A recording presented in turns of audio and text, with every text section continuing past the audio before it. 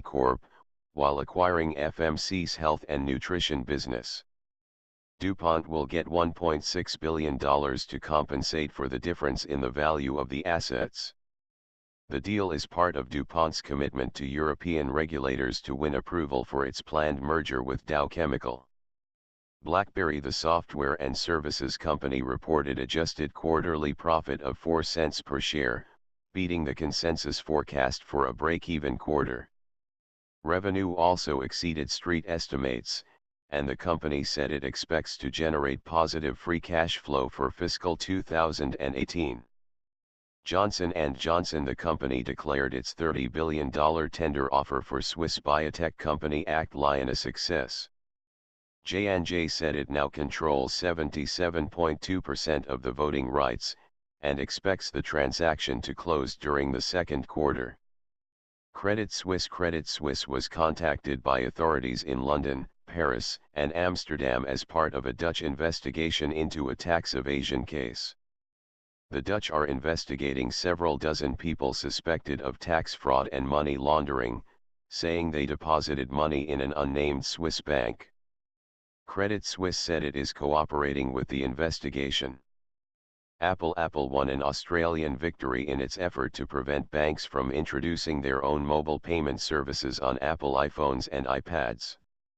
An Australian competition regulator ruled that lenders could not collectively bargain for access, in a decision the regulator said could have global implications. Danone, the food producer, will sell its Stonyfield organic yogurt business, in order to complete its planned $10.4 billion buyout of U.S. organic food producer White Wave. Danone said the sale was part of an agreement with the U.S. Justice Department.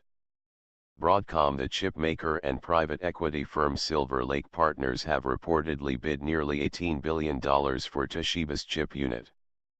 Reuters has reported that there are approximately 10 bidders for the unit, including Western Digital and Micron Technology.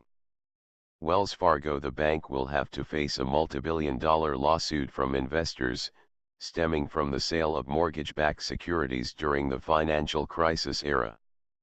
Verizon is planning to launch its own online TV service, according to Reuters, and has been buying streaming rights from a variety of TV networks in advance.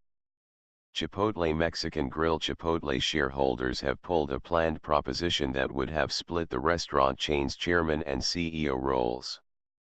That comes after an agreement with those shareholders to strengthen the company's lead director position.